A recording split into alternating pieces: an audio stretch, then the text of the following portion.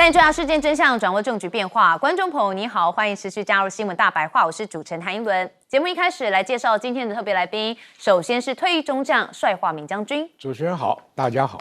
还有耶鲁政治学博士郭正亮，大家平安。以及前驻纽大使谢文吉。主持人好，各位朋友们，大家好。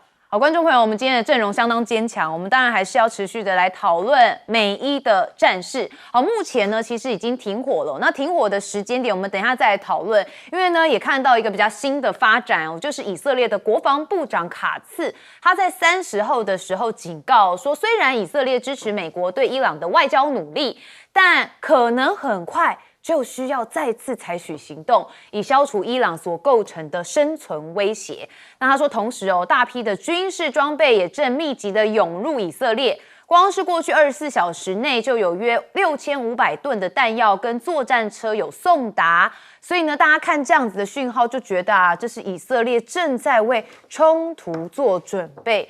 好，所以呢，这样的讯号是不是代表说，接下来的战事又可能会再爆发呢？我们看到以色列也被曝说向阵地部署了雷射防御系统来对抗伊朗。这是根据英国方面在30号的消息说，以色列已经向阿拉伯联合长紧急来部署了包含铁树、雷射防御系统在内的多套防空的装备，协助封锁辨识伊朗飞弹还有无人机。所以大家对这样的讯号也是特别的关注，毕竟5月1号快到了齁，所以呢看到了，如果是美东时间5月1号的话，一轮查了一下，对应台湾时间是5月2号的中午哦。好，那剩不到24小时哦，我们现在看到了美国的国防部长赫格塞斯还真蛮会硬凹的齁，他就讲说双方目前就属于一个停火状态，因此依照政府的解读战争权利法所规定的60天的期限应该暂停或停止计算。好，伊伦也是眼界大开第一次听到这样的说法。好，那我就去算了一下赫格塞斯的逻辑因为他们是4月7号停火的嘛所以赫格塞斯的逻辑就说从4月7号这天开始要停止时间就要停止，然后暂停一下，那就等于在第37天的时候，他认为要按下暂停键。好，所以赫格塞斯的逻辑说我们还剩23天的时间可以用于军事行动，无需立即的来撤军。好，那当然很多人是不能理解啦好，那这种解释呢，就遭到你看国会议员还有法律专家马上的质疑。好，说战争权利法并未允许因停火而暂停60天的期限，那政府的这个举动就会削弱国会对战争权利的监督机制。好，那我们也看到了，伊朗这边确实也有传出一些讯号是他们的首都德黑兰在深夜的时候传出了巨响。好，那当然这是30号深夜发生的，是经传防空系统启动了巨响，引发当地的居民关注。那根据伊朗媒体报道说，军方当时正针对出现在领空的小型飞行物还有侦察无人机来进行拦截。那目前市区是已经恢复了平静。那目前美军还想要再进一步的来进行部署，因为有说彭博社的报道说，美国中央司令部有提出申请，计划要将暗鹰高超音速导弹部署到中东地区。好，那如果这是申请批获准之外这就会是美国首次在实战中部署高超音速导弹，或是将用于打击伊朗腹地导弹发射的装置。好，那当然伊伦也很好奇这个暗鹰是什么？其实呢，它就是一个可以有射程大概2776公里说还可以在大气层内变换轨迹滑翔说伊朗的防空是难以来进行拦截。好，那目前川普的态度，我们也再带大家来看说除了他本人跟少数的几人之外，他说其实没有什么人知道目前美方跟伊朗谈判的实际进展。他说不能让伊朗拥有核武器。那伊朗方面其实他认为伊朗很想达成协议。那美国对于伊朗的海上封锁是正在发挥作用，伊朗经济是正在崩溃，只要跟伊朗的战事结束，汽油跟原油的价格，他说就会迅速回落。好，真的是这样吗？好，伊朗可能不是这样想的吼，所以你可以看到两方的差距真的蛮大的。好，伊朗的最高领袖还在强势宣告，他说美国在战争当中输得相当难看。好，也就是穆吉塔巴，这人呢，其实在这个他父亲被斩首之后啊，说受伤了，到目前都还没有现身过，还是一样用声明的方式。好，他说啊，今天在全球恶霸在本区域进行了史上最大规模军事部署跟侵略，以及美国在其计划蒙受颜面尽失的挫败2个月之后，他说美国人在波斯湾唯一该待的地方就是海底。好，所以他说波斯湾跟赫姆兹海峡正揭开新篇章。好，所以最后一句正揭开新篇章，也有人觉得有一些讯号存在。好，那目前伊朗的总统裴泽斯基安说啊，尽管美伊的双方暂时停火，但是美国对伊朗港口实际的这个海上封锁，实际上就是华盛顿军事行动的延伸。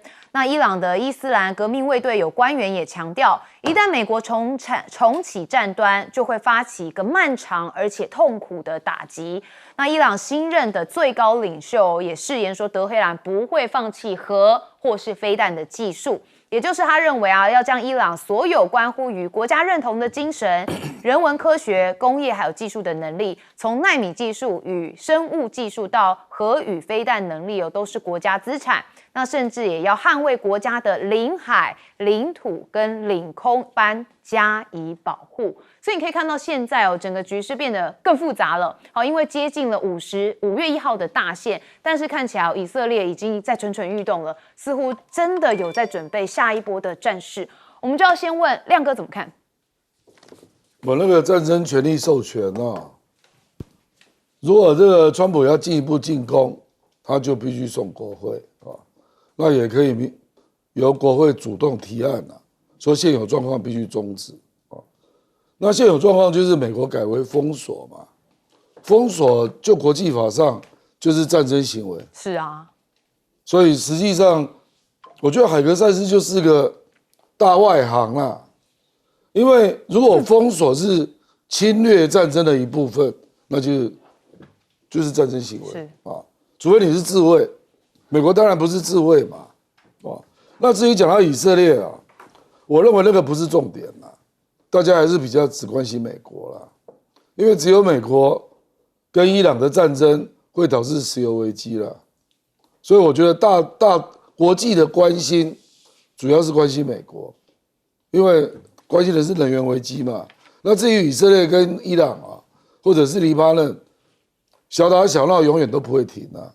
那就变成区域的问题了，对不对？不，因为以色列都是这样啊，他跟叙利亚有提过吗？对不对？而且他说大量的弹药正在进来当中，因为美国把20万份弹药送给以色列啊，可是那个不是导弹啊，主要是炸药啊，可是那个可以让以色列去轰炸啊，所以这个也不是说以色列在备战啊，而是美国送他的东西还没送完啊。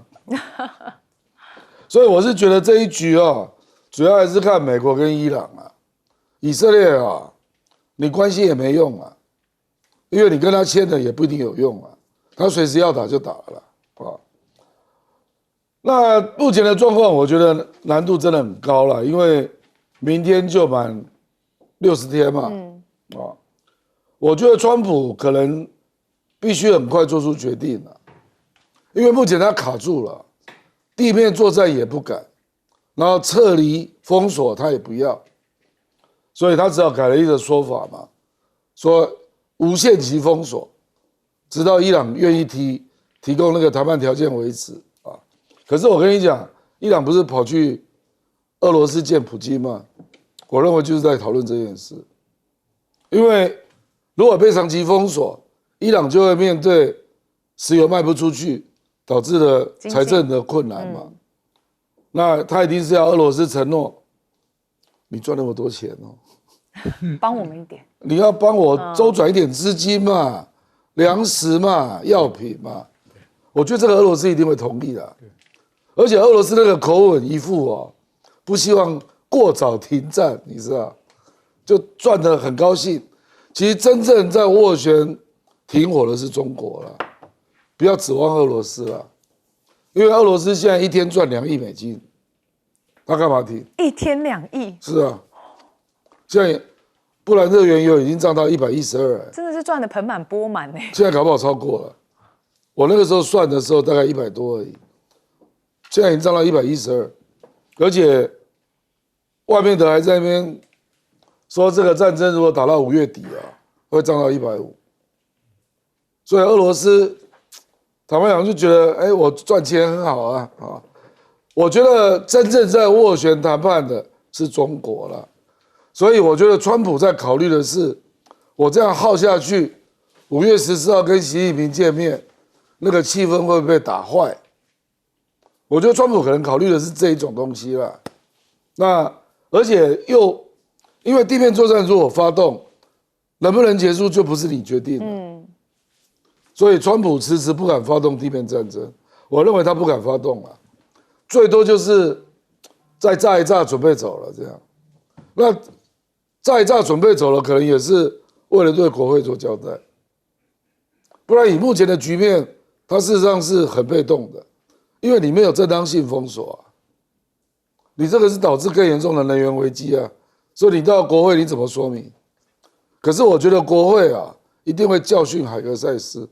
所以会办听证会，邀请他列席说明，所以他会比较惨。好，所以赫格塞斯又要变成是川普这个党背的哈，帅将军。我想以色列也是看准了的，你美国可能会中途撒手，所以很早就向美国要进口很多弹药啊，不管这个弹药是炸药是。他就是不希望这个战争很快停下来，这是以色列的角度是这样看法。那美国呢？讲良心话，你川普最明智的手法呢，就是借这个机会，国会的限制，所以我出手了。因为你家里的事、家务事太多，再不处理，危及到自己的这个政权的问题。但是赫克塞斯这个马屁精呢，又弄出一个凹的理由，我停火30天，现在暂停了。扣掉时间像立法委员一样，我的时间暂停哦，暂停我还可以用，那他还有23天，这也可能是跟川普商量好，就是临走要放个炮嘛，表示起身炮，我要还炸一下，国会我也遵守了，但是这弄个很勉强的理由了，这23天我还是在停火阶段的，对，所以我也遵守你国会，但是我不会那么快立即撤走，所以。就要放个起身炮啊，比方说赢麻了。你看这个一个领袖一天到晚跟人家讲啊，伊朗自己内乱的差不多了，就好像我诅咒我的敌人啊，快要中风了，脸色发红啊，他就自然死掉。这种小孩子玩的游戏啊，你看他这么老还在玩，很中二哈。对，这是很糟糕的。我跟你讲，站在中国的立场，倒是希望你川普还能延年益寿，再干一阵。这个国家是活生生被你这样搞垮，因为美国的韧性蛮强的，是一个大国，你要不是自己自作孽，你很难把它弄垮的。现在你看美国，不管哪一任总统都知道，他唯一的敌人就是中国，因为唯一能够挑战他的是中国，所以你不管是换民主党当总统，或共和党继续当总统，一定是针对中国来，所以这个态势基本上不会变的。所以我们看大国博弈啊，都是算自己的利害关系了，利害关系。所以伊朗现在反正就躺在那里就等你嘛，你看谁能耗嘛。那川普唯一的说法就是，哎呀，你的油井如果停产的话，搞不好会伤及你的采油设施。伊朗说你要这样搞，我就放轮船上能放的放，那个以前旧的容器能放我就放，就反正撑吧，大家都在那里撑。就撑这20几天，所以明天国会的决策出来，就看川普怎么因应，对不对？我相信他要聪明的话，借此就收手了，要不然再玩下去很难看了。因为地面作战我早就讲了，不耐打，也不敢打，打进去拔不出来，是，所以这个更惨，更惨。对，所以接下来5月1号因为台湾时间大概对应是5月2号的中午所以看看川普到底会不会趁这个局马上收手。介大使你觉得呢？对，现在 Texas 提出来这个想法，其实也不能说完全没有道理啊。他说停火就不应该停止计算，对，如果说10天前就开始停火的话，那就应该停在50天，然后这个中间就不能再继续算。那意思就是说，只要停火的话，那他就可以怎么样？这个哈，他战争授权60天授权哈，就一直停留在还没有到期，就还有10天的什么？可是法案的用语是撤军哦，撤军，对啊，就是问题，问题他在时间上的解释你站不住脚。对，可是这个就是川普他厉害的地方，因为美国人啊，这些政治人物啊，其实他身边最重要都是法律顾问，所以他们最会钻法律的漏洞，还有那个字词，对不对？怎么解释？怎么解释？所以他现在这个基本上很可能会被共和党的这个众议院的议员啊拿出来做一个跟民主党的议员对垒的一个理由。那到最后要表决的话，因为这个基本上还不是说针对这个战争本质的一个就是说一个投票，所以说这是一个程序性的投票。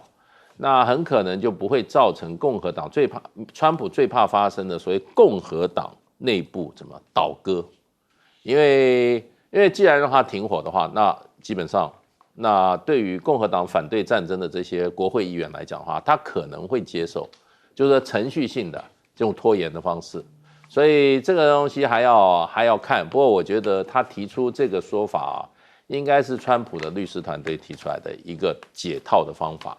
那么让这一场争执继续下去，可是呢，国会的60天就先冻结在50天，也就是说还有10天。那这里面就有一个很吊诡，就是说，是不是川普如果一动武的话，这个时间这个时钟又开始计算，所以还是川普只想用谈判的方式，而不动武的方式。因为动武的方式，事实上的话，过去60天是基本上是没有效果的，没有效果的。如果再用这种过去的打法的话，是没有效果的。而且呢，如果说伊朗再用这种等比报复的方式的话，那这些海湾国家的问题就更严重了。现在你看海湾国家的动作这么大，基本上都针对美国，都针对美国，所以就美国在外交上，还有就是说。这种从海湾溢出到欧洲、溢出到全世界的这个对美国的压力来讲会更增加，所以川普我看真的是很希望在谈判桌上能够达成协议啦。那可是他又不让步，那所以这个事情看起来的话，可能停火还会持续一下。不过现在美国一桶石油一加仑石油已经到4.2块了，你知道开战之前是多少吗？2.8块，所以这涨幅非常的大，所以川普的是腹背受敌。好，那他不止腹背受敌，还有很多国内的事情要处理，甚至马上也要跟习近平来见面了。我们休息一下，马上回来。你讲的是。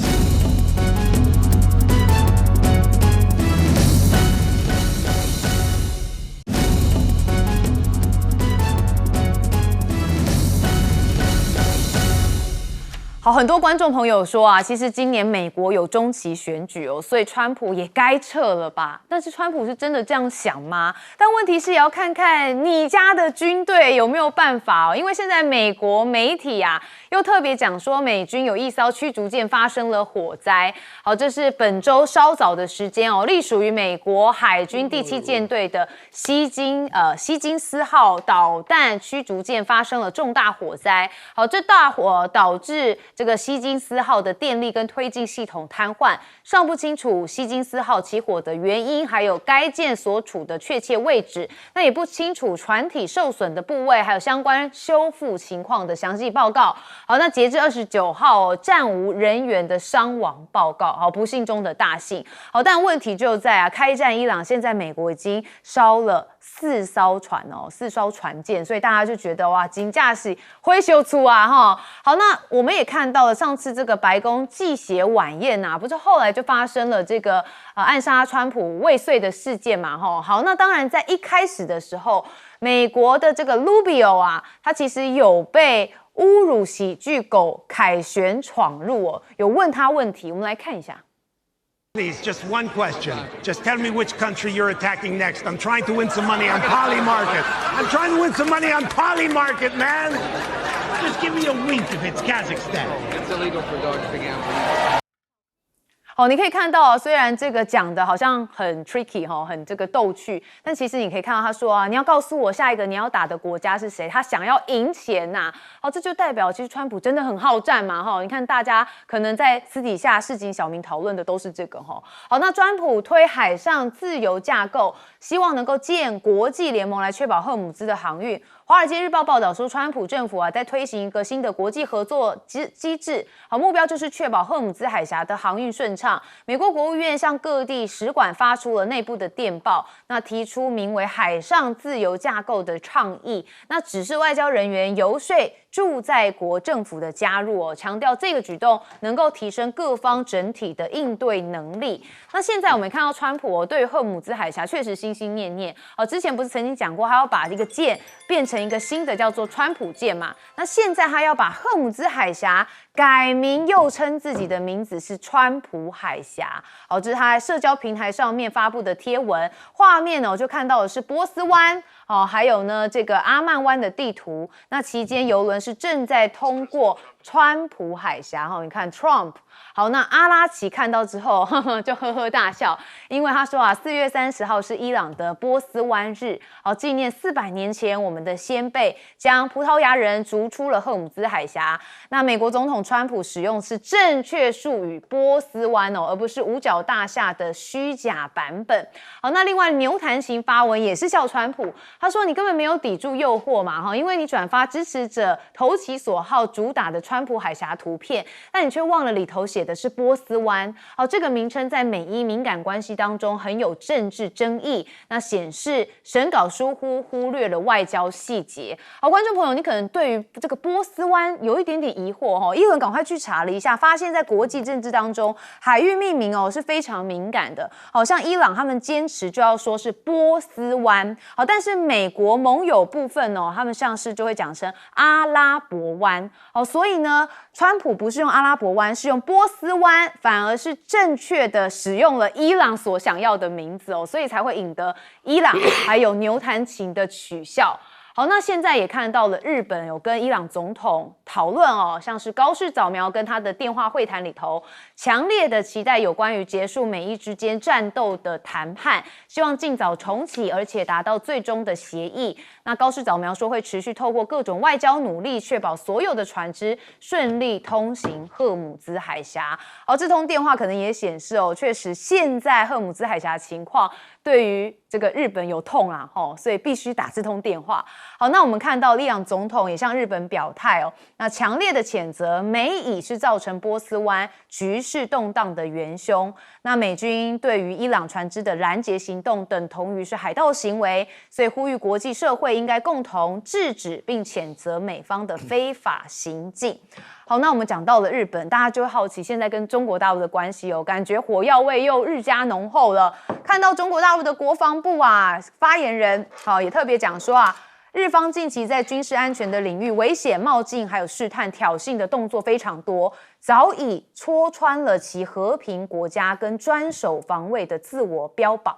好，日方在军事化的道路上面狂飙途径，难道又要成为东亚货源？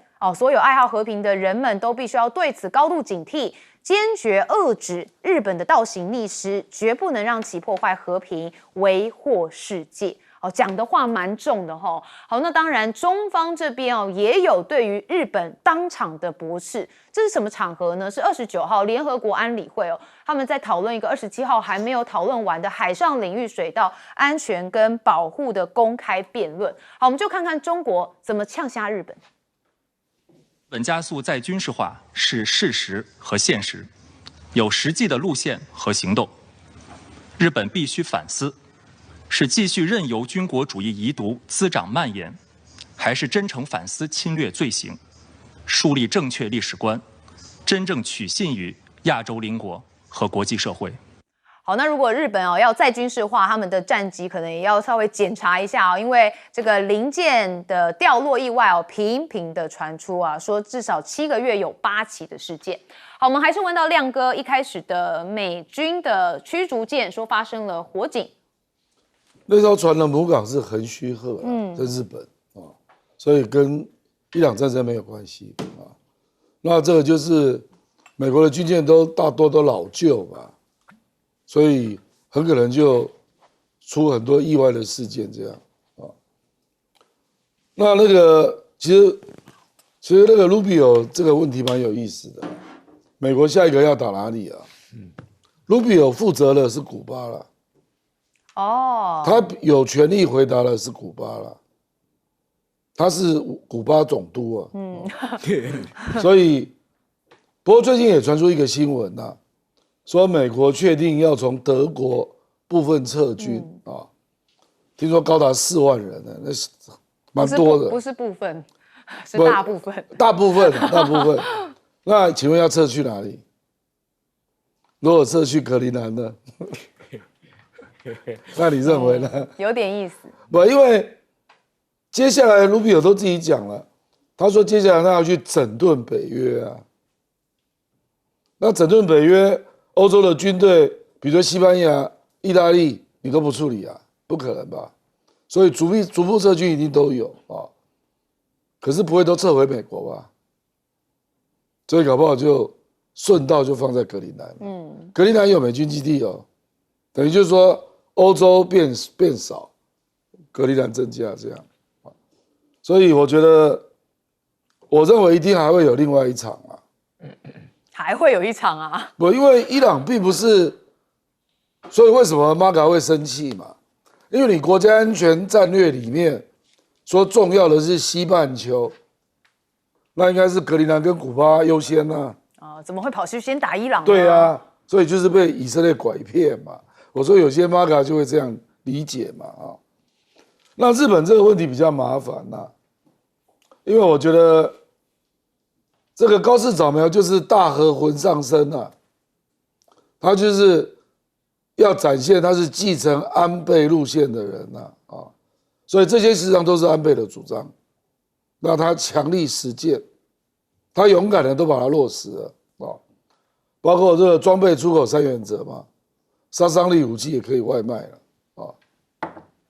那还有比如说军阶改为2战时候的日本的什么名称什么大佐都恢复了成立国家情报局，要学英国 MIS6军情6处，很多还有国防预算增加到 GDP 的2%，种种迹象，我认为它就是要很快速的提升军事能力，那这个一定会跟中国大陆撞上。对，所以大家才会觉得中日的关系从去年的11月7号那个高市早苗的言论开始持续是没有缓解的。帅将军，我觉得美国不会轻易放弃北约，虽然现在跟北约打嘴巴仗吵架，我认为他可能把德国的驻军撤走，是给德国一个颜色看看。但是这个军队我猜是应该到哪里呢？应该是拆在芬兰了、波兰了、波罗的3小国。这样的话，美国的地面部队对你北约国家还有一点价值，我替你守的边疆。他要撤到格陵兰的话，其实格陵兰的问题是什么呢？是加拿大跟你美国搞不好，你美国的空防出问题。对，所以他会增加在格陵兰的雷达、导弹基地，但是不会把地面部队来，因为俄罗斯的地面部队也不能从北极打过来，你摆地面部队呢，只是挨饿受冻而已。所以他会加强格陵兰的防空的导弹设施跟雷达设施，因为加拿大现在跟你闹得不好，因为美国的北美司令部在加拿大是部署了很多，所以他必须要，你不好的话我就往前推到格陵兰，这是我的看法了。因为按照部队的性质来讲，地面部队的价值对北约，那北约将来迟早美国还是想要弄回来的，所以这个是一个暂时的状况。那德国当然也有点损失，就是说这4万人美军的消费对德国也是一个收入，是，所以这个问题是暂时的。至于美国想邀请世界各国参加，霍姆斯海峡的巡航跟这个打开海峡啊，办不到的，没有哪个国家傻傻的会把军舰开到霍姆斯海峡去陪你挨揍的。所以高市早苗，你不是天天要拉拢美国吧？你说，哎呀，我是在霍姆斯，因为日本、台湾、韩国是霍姆斯海峡油源受阻受害最深的国家，因为我最需要的是这边的油。所以高市早苗说，我是会用外交的手法，但是美国说你要加入我这个联盟，就必须拿出更坚强、更有诚意的表现，更有诚意。所以大家都在那里玩假的了。日本会敢把船派到荷姆斯海峡去排地雷、排水雷吗？不会，连美国自己都不敢去，他怎么会去？所以外交啦，去跟伊朗磋商啦，玩这些花样。第三一个呢，不是假借美国的势力在菲律宾演习嘛？日本参加。可是你旁边就是黄岩岛，黄岩岛的在旁边就是主碧礁那3个基地，那3个基地把你这个美菲日的这个联合舰队的打击范围全部涵盖，所以你不要以为你在那里演习，真正要拼起来的话，你占不到好处。对，所以中日的关系还是持续难解嘛。对，好，那我们来问介大使怎么看？其实这一次这个日本的高市早苗会和这个伊朗的总统佩泽西奇扬通电话，主要是在这个4月28号有一艘日本的邮轮，顺利的通过了荷姆兹海峡，而且没付钱，然后就通过了。怎么这么好？所以就日本首相就再次打电话跟这个伊朗的总统通电话，可见之前就有通电话。那么这一艘船呢，为什么会被放？其实伊朗驻日本的大使馆，他们上面登出一篇文章，就解释说我们为什么放你这艘船。他说原因很简单，就是说因为欠日本一个人情。什么人情呢？这个事情发生在1953年，这个上个世纪，你知道，所以这个博斯普鲁斯海峡不就是说这个海峡被封锁不是第一次，上一次被封锁不是伊朗封锁的，1953年是英国封锁的，因为当时英国还在这个伊朗这边有很大的势力，那个时候伊朗说要把这些石油国有化。那国有化之下呢，英国就把这个荷姆兹海峡封锁了。那个时候有一艘日本的邮轮叫这个日章丸，日章丸就不甩英国的封锁，很成功的把它一艘邮轮就日章丸这个邮轮成功的闯过了荷姆兹海峡，把这一艘船的油送到日本。所以呢，那时候伊朗就非常欣赏日本不顾英国帝国主义的这个阻挠，还是成功的把油从伊朗送到日本，所以伊朗就说我欠你一次情，所以这次放一艘船。那虽然放了一艘，照报道说日本还有47艘游轮还在波斯湾还没有出来，所以可见伊朗人蛮重感情的啦。那就是说你上次有一艘，这次还你一艘，而且免费给你过，也是对等对等。可是呢？问题就是说，这次呢，高市早苗主动打电话，主动发布记者会，然后他对目前的这个美伊战争，他提出说，希望美国跟伊朗赶快恢复协商，尽早解决这个问题。所以这个立场，不晓得川普听了高不高兴。那日本在这个问题上一直保持中立，就是想到他那47艘邮轮实在没有办法选边了。对，真的没有办法选边。好，我们休息一下，马上回来。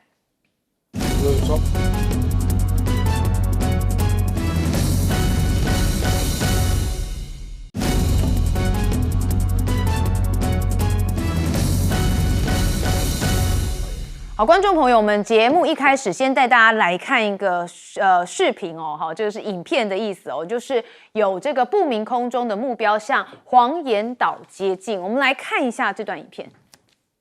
方位动过动，高度2000米，不明空中目标持续向黄岩岛接近，霹雳动摇，注意应对。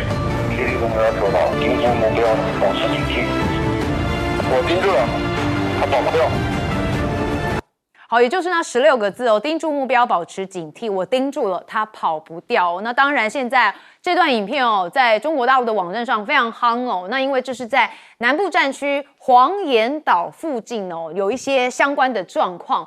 好，那防美菲联合军演哦，共军在民主交战被警巡。好，这是南部战区30号在黄岩岛警巡哦，宣称有力有效的应对各类侵扰的这个行径，而且还释出影片哦。然后他们是讲说有外机抵近民主交哦，被共军的战机盯住哦，这是呼应刚刚我们给大家看的影片。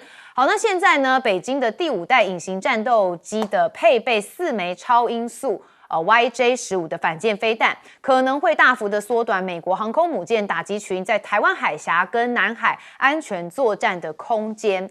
那大家就详细的说啦，这个 J-15飞弹哦，能够以3马赫到4马赫的速度巡航，并在末端攻击时加速到接近5马赫，缩短了交战时间。那即使多层的海军防空系统也很难拦截它。那说这是中国的一个战机哦，还有这个马赫的厉害。好，那当然也看到了北京现在加速扩充海军规模，目标是拥有435艘作战的舰艇。好，那当然希望重塑台湾、南海跟更广泛的印太地区的威慑格局。美国的分析家说啊，最重要的问题不再只是中国是否拥有世界上最大的强大的海军，而是华盛顿是否还能在区域内嚇阻北京。好，也就是我们之前一直讨论的哦，这不是中国大陆现在到底变得多强，而是美国变得多弱哦。那当然，美国的海军陆战队的这个副司令，他说没有任何的威胁比中国大。他认为不要轻信那些什么准对手的这些废话，其实他们就是对手。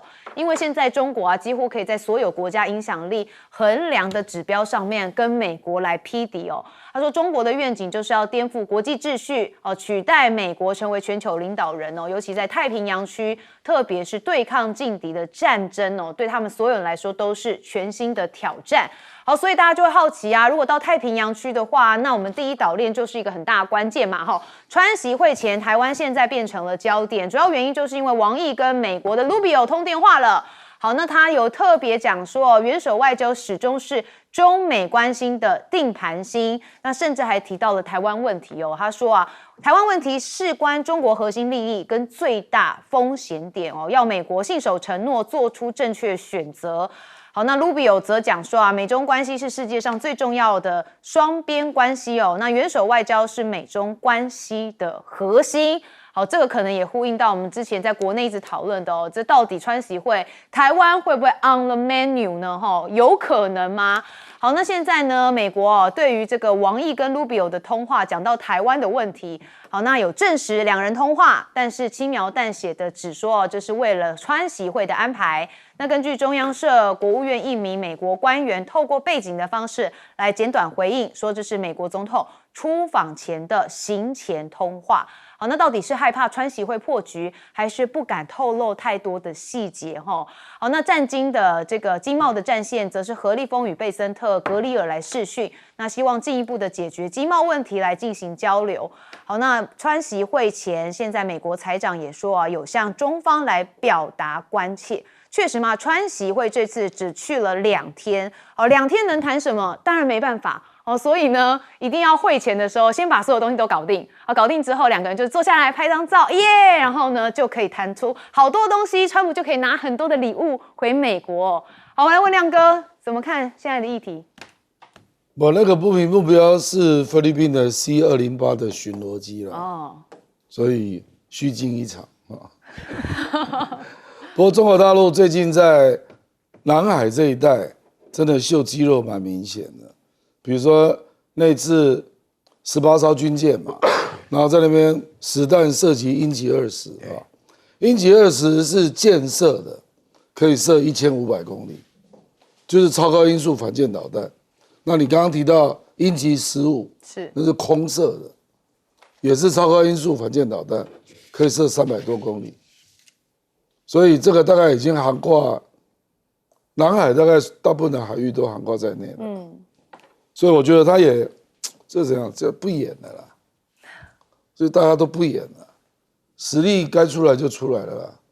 所以我觉得未来日本如果还是目前这种姿态啊，擦枪走火的可能性远比两岸要高了，是远比两岸要高啊。不过日本也有一个转机了，因为6月24号那个北京要办那个供应链博览会嘛，那河野洋平他现在因为他落选了，立宪民主党的，他现在是日本的国际经贸团的团长，他已经获准去参加，所以这个可能是一个转机了，还是有些交流啦。就是经济了，就经济了。可是我觉得高市在军事上要转换真的不容易，大概就是一路上纲了，啊，那反中的事件，我认为还会继续。事实上，据我了解，那个带刀闯进中国大使馆，不止这一件了，还有很多起就对了，还有别的，而且可能更严重，啊，所以我觉得这个就是日本内部有一些难以控制的变数在上升了，就是说右翼的群众越来越多，那反中的群众越来越多，那会有什么样的脱轨行为，难以预测。对，最后引爆到外交，军方比较容易节制嘛。对。可是我觉得日本在西南诸岛部署长程飞弹，针对中国大陆啊，这个早晚会引起中日的大争议了。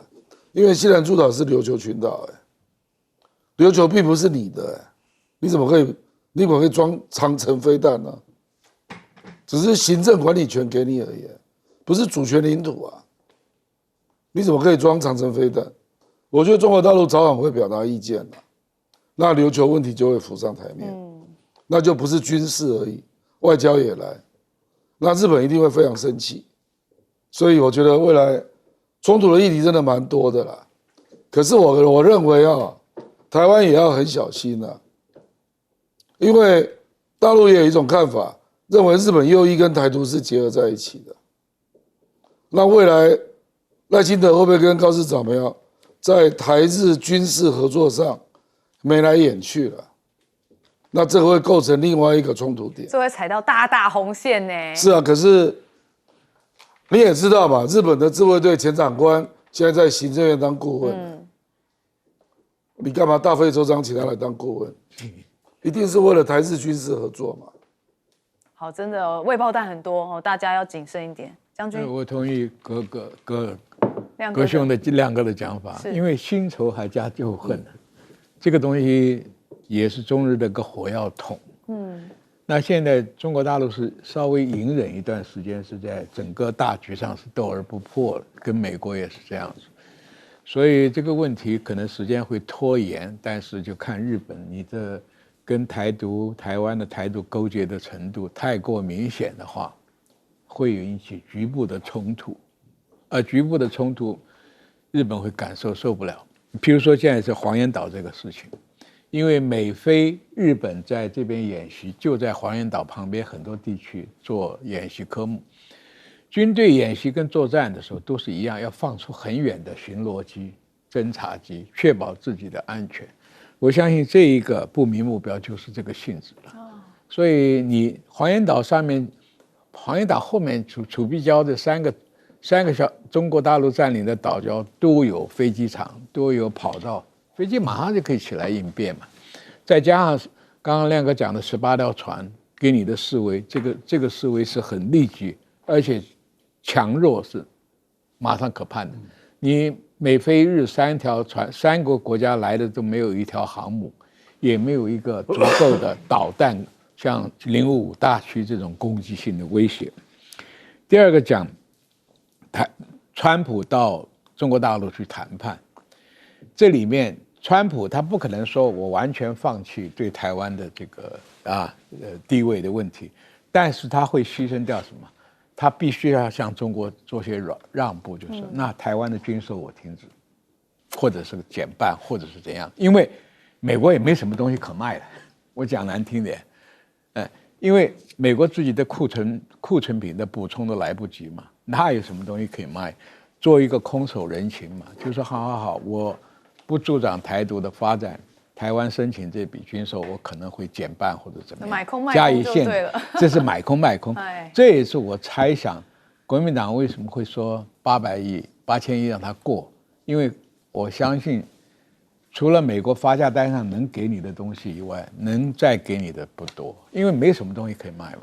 其实不买也是对的啦，买了个垃圾货来，我还要花钱保养呢。想买的不卖，他不卖他自己认为好的东西他不会卖你，那卖你的就是库存品里面最没有用的，就比如说像最近海马斯就漏底了嘛，在菲律宾小马可是看6发海马斯6发都不中，我们去年那一发所谓信号异常，那就代表这个是库存的海马斯里面还是不是堪用品？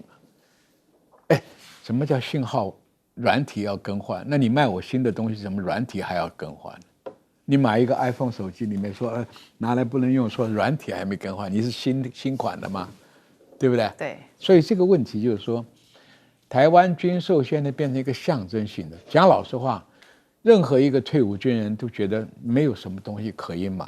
对，今天是无人机时代，但是美国做出来的新无人机要7万美金一个，我宁可向乌克兰买。所以中国大陆的无人机更便宜啊，无人机打的就是消耗作战嘛，比量嘛，那你怎么比？我们这个军购真的，我们讲良心话。以我们年轻人的观点来看就是我们台湾其实有分了蛮多人对于美国其实有一些质疑的有人就会讨论说，怎么可以对美国有质疑？但问题是美国真的没有认真的在给我们好的东西啊，才会有质疑嘛。最大问题还在美国。对啊，我是经历了几十年的军售，我不知道吗？谢大使怎么看？其实这一次这个川普去大陆访问啊，我一直有一件事情很好奇，就是说那个 Rubio 会不会去？因为 Rubio 现在目前还被中国大陆制裁，他以前很抗中嘛。对，所以他基本上我看川普政府处理跟中国关系的中国大陆关系啊，一直都不是 Rubio， 他被边缘化，就跟打这个美伊战争啊，也不是他在处理，谈判也不是他在谈，都是派这个什么被这个特使，所以美国的国务卿从来没有权力被那么多特使分开过的。以前都是国务卿一把抓，现在那么多特使，重要不是他。对中呢，最主要过去所有的发言人跟交涉的都是谁？贝森特。对。所以这次我觉得蛮有趣，就看Rubio 会不会跟川普去。这个礼拜有一个参议员要先去。川普的好朋友。川普好朋友。所以川普事实上的话，这个是不传统外交，他都是搞个人非典型外交。非典型外交，所以 Rubio 能够忍得住，真不简单。这个是有史以来美国他是古巴嘛总督啦，他已经有身份了。美国过去国务卿管全世界啊，现在只管古巴。王毅接他电话，王毅蛮给他面子的，对他们上次也见过面。不过讲到这些鹰级的这么多，鹰级20、鹰级18、鹰级15号，鹰级18跟鹰级15号，这次是挂这个号，鹰级18是所谓箭射，而且我看了资料，还有一点更厉害的，它是潜射，潜水艇也可以发射。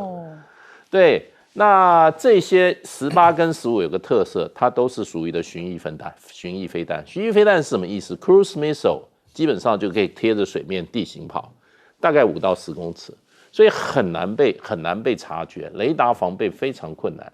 所以这个对中国大陆来讲，真的是对于海上舰艇的杀手锏。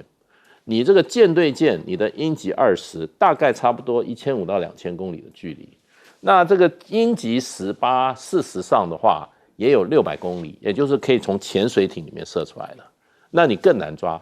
那现在的鹰级15是什么？是空载的，也就是飞机载的。现在如果说是如果将来 F30就是歼35的话，现在是挂4枚，可是它的歼15，也就是说它的航母的舰载机目前已经都可以挂2枚了。